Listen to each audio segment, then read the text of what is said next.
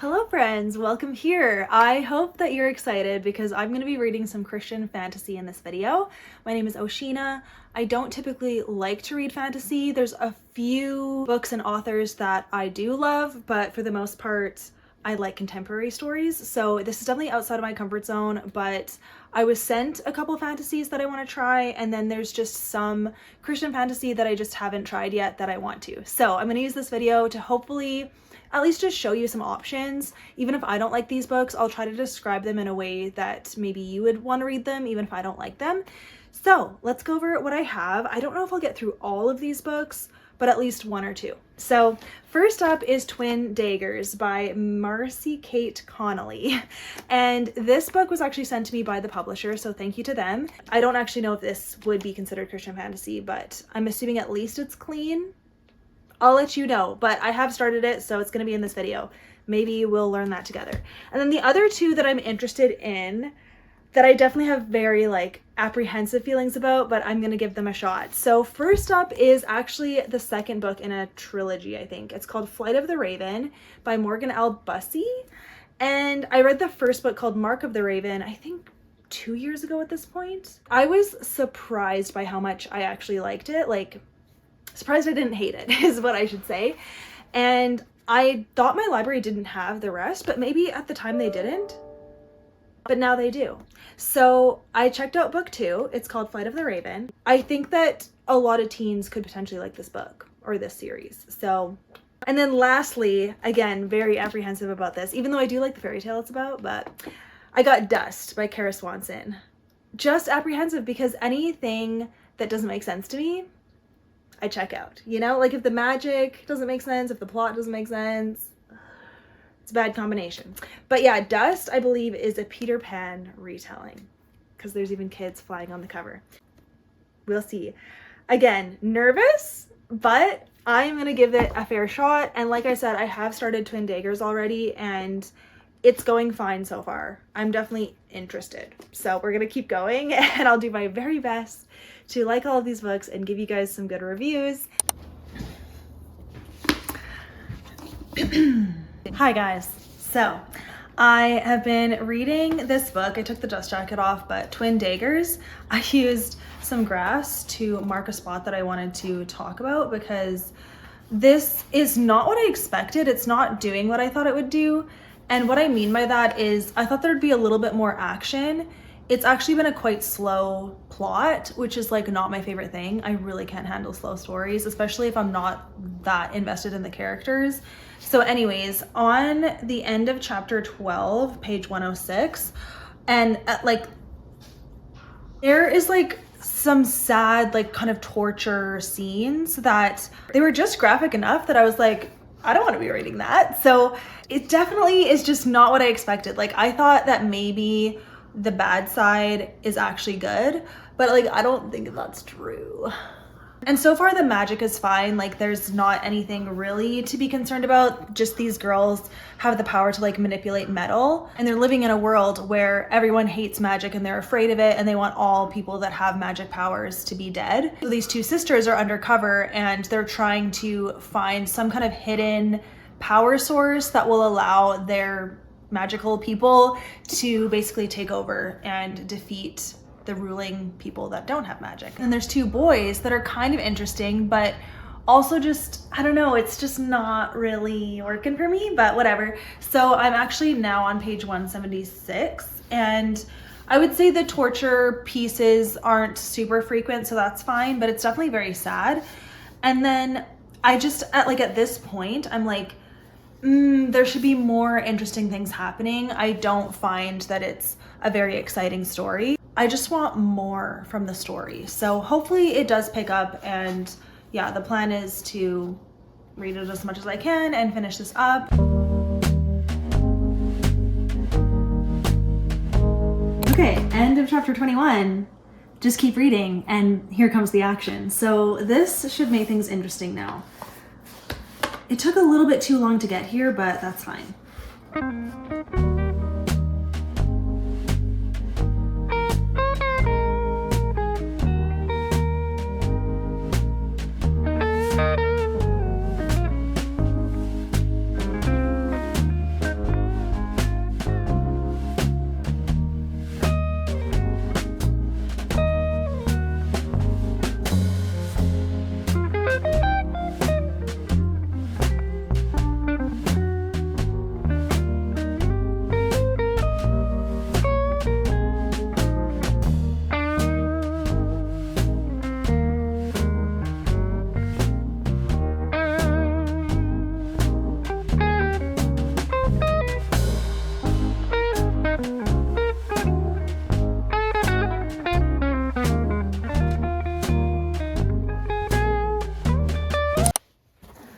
guys, I'm probably really close to the camera, so sorry about that.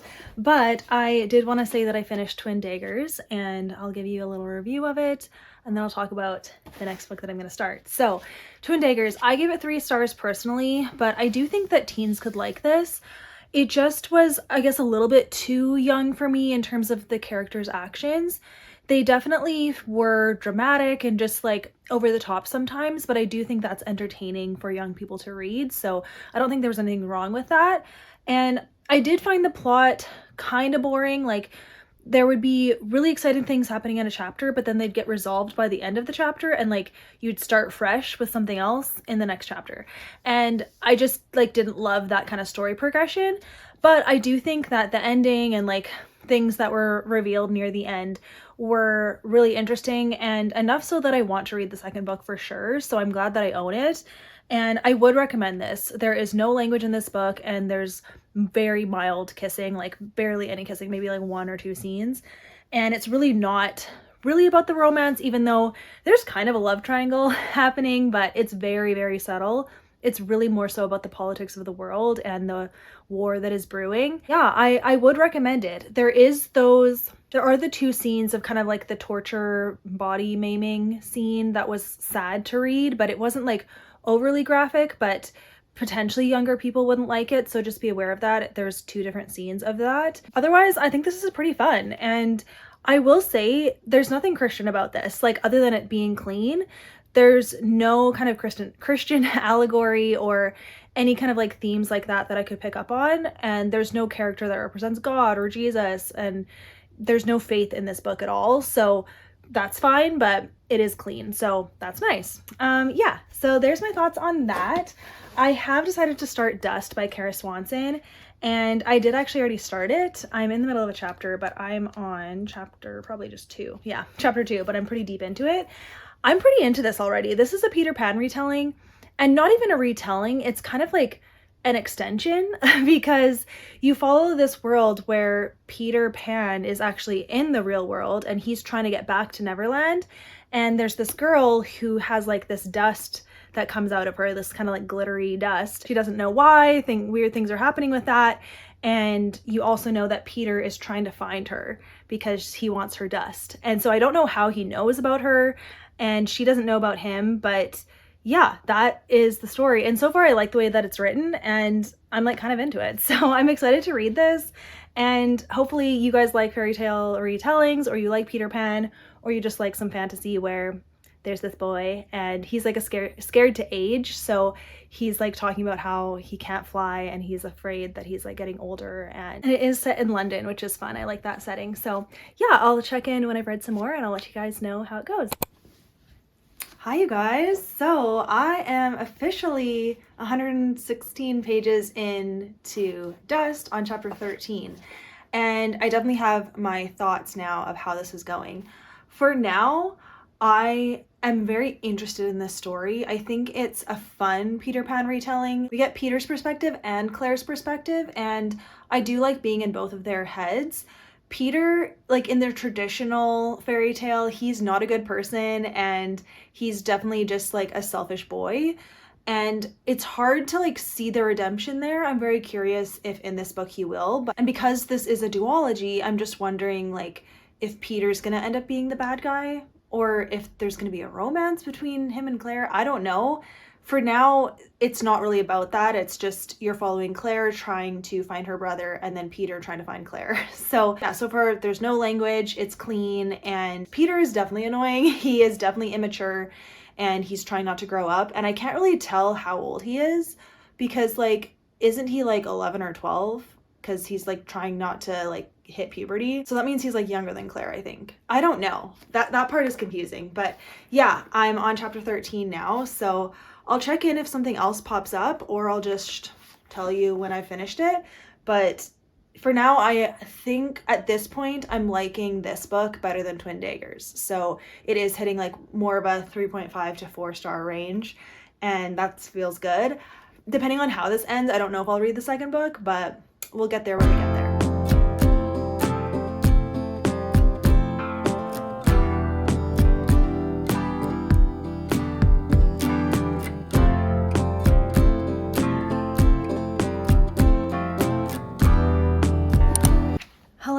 friends, so I'm on chapter 25 now, page 223, and I am very fascinated by this story. Like, I like it, but I'm also like, I don't know. It's very mysterious, and I wish actually that more things were revealed. I really like Claire's character. I like things we're getting to know about Claire, I think are really cool, and I like that part of the story. With Peter, we're more so seeing his emotional development rather than like what he did in the past, and I hope that there's life lessons learned through both of these characters. Otherwise, like, I think that the story just like, it doesn't have quite enough substance, even though I see the specs of it. I am being very specific here, but I guess I'm just trying to explain like why I'm not super on board, and yet I'm also curious about it. But again, I think teens would like this book because it's just fun, adventurous. Claire is like learning about herself, and I feel like teens could relate to that. Like, she feels different, and like she's never fit in, and she's finally like learning to embrace who she is. And yeah, I think that's a great message for teens. But the Peter side of things and romance that is some kind of happening, I guess, is just questionable to me. And I also just don't know how old Peter is in this story, and I might have missed that. But Claire, I feel like Claire is definitely like 17, 18, and like Peter would be a young boy at that point, like, or young man. I don't know, when does young man start, a young boy end? Because Peter is like avoiding puberty. That's how it feels. Like, he doesn't want to grow up. And so to me, that means he's like 10 or 11-ish. So like, that romance can't happen there. So that's what I don't understand. So I hope that's explained, unless I missed something. And maybe Claire is younger than I think, but like, if she's that young, she couldn't just like leave. Like, she got on a plane and left. Like, you can't just do that. So those parts aren't making sense, and I don't know. Part of me wishes that we were in Neverland, because we're not. And I wonder, probably the second book takes you to Neverland, but I feel like that would have been a more fun story to read. Like, if Claire was whisked away to Neverland and then she has to like learn about herself there. I'm gonna keep reading, and I'll let you guys know how I like this book. Interesting, you guys. So I got to a part on page 249 where there may be some allusion to the Bible. So I'm gonna read this and tell you. So the very last line of page 249 is, "The stars shine in the darkness." So I'm like, interesting. "The stars shine brightest in the darkness, Claire. Pixie dust chases back the shadows. Maybe that's it. Maybe that's what the shadows are all about, finding the light through them. We all have our shadows to fight, but maybe that's so we can grow stronger. How am I supposed to do that? You just need someone to remind you of the light, the happy thoughts."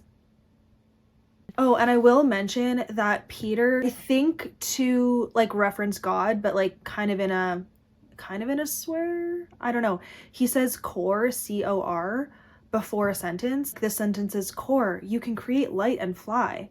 But that's kind of like an exclamation, but I don't know who core is or what it is. So there's that as well. Okay, hello everyone. I am ready to share about my thoughts about Dust, and then I'm going to share kind of some reviews of all the fantasy books that I've read that are like Christian adjacent or Christian. So Dust. I was rooting for Claire the whole book, but because everyone was lying to her, I just felt like all of her choices and her judgments about people were not accurate. Like, the end of this book, she makes a choice where I'm like, I don't understand. And it definitely ends on a cliffhanger, but unfortunately, I'm just not interested. I'm not going to continue, but the whole reading experience, it's at a 3.5 level for me, and I still think that teens would like this book. There's no language other than Peter saying core, which, I mean, that's never explained, so, but it's in the place of where you would say God, probably. And then there's one kissing scene, and it was very mild, and I didn't ever learn how old Peter is. So, like, clearly it has to be okay, but I'm still like, I don't know about that. It wasn't a terrible reading experience though. It was easy to read. Again, the reading level I feel like is good for teens. So I'm gonna stop the video here and say that I read these two books, And I would have read Flight of the Raven, but it actually is due tomorrow. Or it's even today, maybe? I don't know. And so I don't have time to read it. So I'm going to return it, and there's holds on it, so I can't like keep it. So that's fine. I'm kind of fantasied out, so I'm going to take a break anyways. But I wanted to chat about the other fantasy that I've read and just give you some reviews to maybe help you find some other book options. So all of these books I'm about to talk about are completely clean, no vulgar language, and there may be a little bit of violence and like war times, because a lot of the fantasy that I read is either medieval, so that usually means there's going to be war and violence, or for some reason, mermaid fantasy. I'm not gonna lie, I actually like mermaid fantasy, and I do like mermaids. I don't like sirens, and I know that maybe they're interchangeable, but the evil siren whatever kind of lore that is there, not interested. But like mermaids, I like them. I just think it's interesting and fun. So my number one recommendation of all time for Christian fantasy is Heart of Red, Blood of Blue by Rebecca Belliston. If you like the books that I like, if you like, you know, medieval kingdom, whatever stuff, basically no magic that I can remember. Yeah, I think there's no magic. Kind of set on Earth, like it's not a fantastical world, so it's like that, and like a really great romance and some crazy twists in the plot. Read this, okay? And I really think that like teens could like it. And yeah, I would say that age appropriate wise, maybe 14 and up. Yeah, I don't think like younger middle grade would like this, but like 14 and up, I would be comfortable saying, yes, read this. So if you're a parent, get this for your kid, honestly. It's so good. It follows this girl who's albino, and she's also the last heir to the throne. And the albino piece matters because people in her kingdom, she's very rare, and they're actually scared of her, and they think she's ugly / they don't like her. So she has always felt different. There's this assassin going around trying to kill her whole family, and he has, and she's the last one standing. And her dad is the king. The dad's trying to make alliances, so he betroths her to an old king from a different kingdom. She doesn't want to marry him, so she runs away. That's the basic of the story. She's quite young and naive at the beginning, but so endearing, I would say. And I just loved watching her grow throughout the story. The character growth is great. And then there is brief mention of Christians. And I think Christian themes are great in this book. And yeah, no language. And there's like one little scene where the older king like makes her uncomfortable, and that made me uncomfortable, but nothing inappropriate actually happens beyond a little bit. And so yeah, otherwise I would say this is very appropriate for Christian teens, so check it out. My next favorite is Mark of the Raven by Morgan L. Bussey, which is the first book in this series, which is the Ravenwood saga. I gave the first book 4 stars. I actually liked it because I just found the Christian elements in it were so sweet to see how like she just made it work, because there's no Christianity, but there is light and darkness, and light is clearly Jesus, hope, love, God, heaven, and then darkness is everything else. And you follow this girl who is a princess, and she's inheriting the dream walking skill or whatever power that her family has, and her mom wants her to use it for evil and basically to kill off other kingdoms. And she's very loyal to her mom, but she doesn't feel right about doing what she's doing. And then she meets a boy from another kingdom who, when she goes into his dream, she sees something that is so different, and she is intrigued. And so that's the story, and it ends in a cliffhanger. It ends very exciting, and I just loved the exploration of the dream piece and light and all the things. So I would like to read this second book, and I would recommend it for Christian teens. I think it's solid. I don't know how the rest of the series goes, but I have heard great things from other trusted Christian reviewers that I know. So yeah, I'll read this eventually, but it has to go back to the library. I will throw out here that Chronicles of Narnia, I gave most of those books 4 and 5 stars, so that's also great fantasy. I know it might be a little bit young, but I feel like you could enjoy it at any age depending on what you like. Like, it has talking animals, so sometimes that makes people feel weird, but maybe your teen would like it. It's probably more middle grade friendly, and yet there is like intensity and violence a little bit in the books, but I definitely love that whole series. So the first mermaid book that I gave 4 stars that I would recommend, this isn't Christian, but it's fully clean. And that's the thing where like it was interesting reading both Dust and Twin Daggers, where I was like, maybe they're published by Christian publishers or the authors are Christians, but there's no like Christian faith in the book other than, okay, it's clean. So anyways, that's what this next book is. It's called Breakwater by Catherine Jones Payne. I read this book so long ago, but I still remember it because I just enjoyed it. It was exciting. It was fun. You follow this princess mermaid and mermaid princess, and she's betrothed to a merman. And also that's the other thing. All of the like punny words that are like kind of ocean inspired that replace our normal English words. I just love that part of like mermaid fantasy. So it is what it is. But she's betrothed to this merman and she witnesses him in a manslaughter situation, and she tells the king that it happened, and because of that a lot of things go down. And you know what? It almost is similar to what I've heard Beartown is about, where like this very popular person does something bad and the town doesn't know how to react because they're like, but we love this guy, but he did something bad. So do we defend him? Do we let him get away with it? And so there's a lot of mermaid politics in this book, but it was so fun because it was all mermaid themed. I found it really fun. And then it definitely ends in a cliffhanger. It's very exciting, and I never got a chance to read the rest of the books. So I don't know how it all resolves, but I really liked the main character, and yeah, there was no language and it was all clean. So I'd recommend that if you know that you like mermaid fantasy. I'll link it from Amazon. Maybe it's there, or it's probably on Kindle Unlimited too. Okay, the next mermaid fantasy I'll talk about is called Awakened by Rosanna M. White.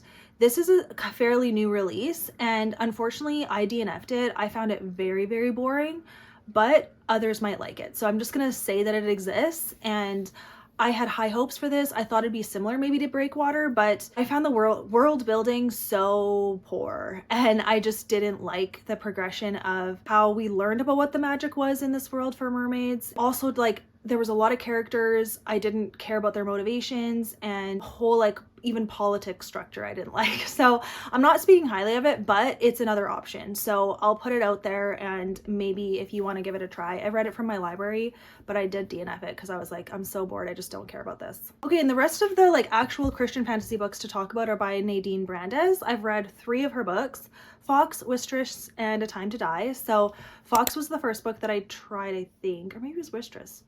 I forget. I feel maybe it was Fox. It's set in like historical England during Guy Fawkes, that like time period, but there's magic where there's colors and stones, I believe, or maybe it's just colors. Something to do with color magic, and unfortunately color magic just goes right over my head. I have no idea. Like, I can do elemental magic, but this was like color magic. And I will say though, the main character guy and the girl companion, they were so cute. I really liked their relationship, so that piece like held me through this book, and I gave it 3 stars. And other people might like it better than I do. Wistress is the other one, and I struggled with this book too. Like, I think I still gave it 3 stars because I thought it was a more exciting book, but I also was mostly confused, which is so sad. But yeah, you follow this girl whose tears have healing powers. She's cursed so that if she cries her last tear, she dies, I think is what it is. But everyone's trying to get this last tear. She goes on this quest. I just didn't drive with it. There you go. You might like it. That's all I'll say. I don't need to like rag on this. A Time to Die is the last one, and I DNF'd this one. Just didn't make any sense to me. It's in a world where you are given what time you're gonna die, and I just found like the scenes were so jumpy. I didn't feel connected to the characters. It was kind of shallow writing, if I can say that, and I wasn't interested. But again, these books are clean. They have no language and maybe like some intensity and violence, but like nothing crazy that is inappropriate for Christian teens. So these are all of the ones that I've read / tried and that's what I'll say. So I'll write them down below, and I'll link different things below too. I do find Christian fantasy sometimes is just confusing and boring, and either doesn't make sense, or I think that there's untapped potential for this genre, but I just haven't seen it executed really well.